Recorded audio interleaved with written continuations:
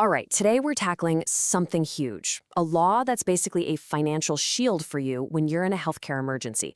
It's called the No Surprises Act. And trust me, it's designed to stop one of the absolute most stressful things about our healthcare system.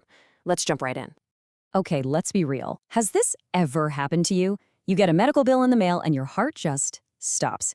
You did everything right. You went to a hospital in your network and then bam, this bill shows up and it's for an amount you can't even wrap your head around. So what exactly is that bill?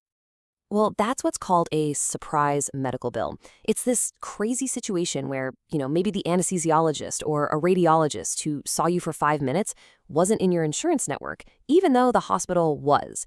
It is literally a financial ambush you just never see coming. And this wasn't just happening to a few people here and there. No way. This was a full-blown crisis. It was causing just immense financial pain and stress for people all over the country.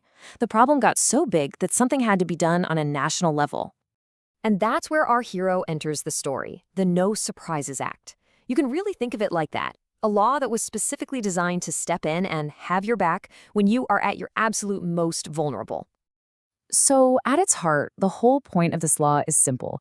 It's about putting up a protective wall between you and those just financially devastating surprise bills. But how does the shield actually work in the real world? Okay, let's get into the specifics of what this law actually does for you, because this is where it gets really, really powerful for patients. Okay, this is probably the most important part. Under this law, the absolute most you are responsible for paying is just your normal in-network cost. Your standard copay, your deductible. That's it. That nightmare scenario of getting a $10,000 bill from a radiologist you never even met? Yeah, that's supposed to be over. And the law really zeroes in on the two biggest traps that people used to fall into. First, emergencies. Look, when you're having an emergency, you're not supposed to be Googling which ambulance is taking you to an in-network ER. Now you don't have to. You're protected. And second, that classic situation we've all heard about. You go to an in-network hospital, but surprise, the anesthesiologist isn't. The act basically says, nope, that's not on you. You're not going to pay the price for that anymore.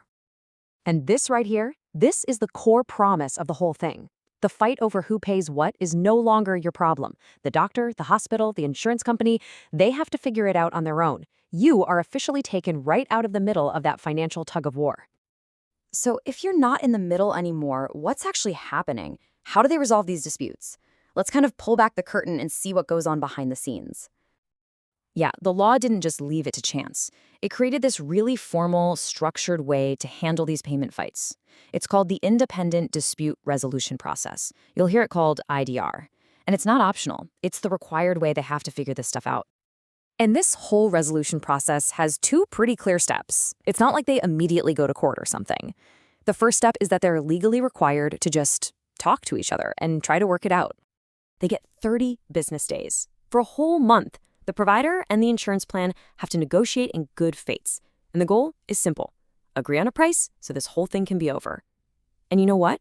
A ton of these disputes actually get settled right here during this negotiation period. But, okay, what if they just can't agree after those 30 days? Well, that's when things move to stage 2. The whole thing gets handed over to a neutral, third-party arbitrator, basically a referee who's going to make the final call. Now, this is where it gets really interesting. It's not your typical arbitration. They use something called baseball-style arbitration. And here's the clever part. The arbitrator can't just meet in the middle or come up with their own compromise. Nope. They have to look at the final offer from the provider, the final offer from the insurer, and pick one. That's it. It's actually a pretty brilliant system because it forces both sides to submit a reasonable offer from the very beginning. So you can picture it like this. The provider puts their final number on the table. The health plan puts their final number on the table. Both offers are locked in. Now it's up to the arbitrator to pick a winner. Just to be super clear here, the arbitrator looks at everything and then they must choose one of those two offers. No splitting the difference, it's winner take all. And that's a huge incentive not to come in with some crazy, unreasonable number. And on top of all that, it's not free to do this. There are costs. Both sides have to pay an administrative fee just to get started, and they don't get that back. But the really big one, the arbitrator's fee. Whoever loses has to pay the entire thing. So yeah, there's a real financial risk if you decide to go to arbitration with a weak argument. Okay, but there's one last really interesting twist to this whole process. See, it's actually on the provider to officially start the arbitration process if they can't reach a deal. So, what happens if they just forget or miss the deadline? Well, if that provider misses their deadline to start arbitration, it's game over. Seriously, whatever the insurance plan paid initially, that becomes the final payment. The provider completely loses their chance to argue for more money. The case is closed.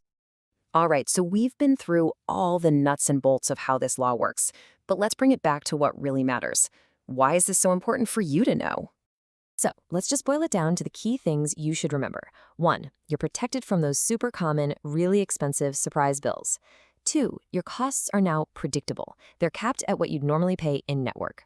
3, you are not the piggy in the middle anymore. The fight is between the provider and the insurer. And 4, you can go to the emergency room with a whole lot more peace of mind. Look, at the end of the day, the No Surprises Act is a fantastic protection for patients, but it works best when you actually know about it. Just knowing your rights here changes everything. It takes you from being a potential victim to someone who's actually empowered when you navigate the healthcare system. So I'll leave you with this question to think about. Now that you know this financial shield is there for you, that you're protected from these worst-case scenarios, how might that change the way you think about getting medical care when you really need it?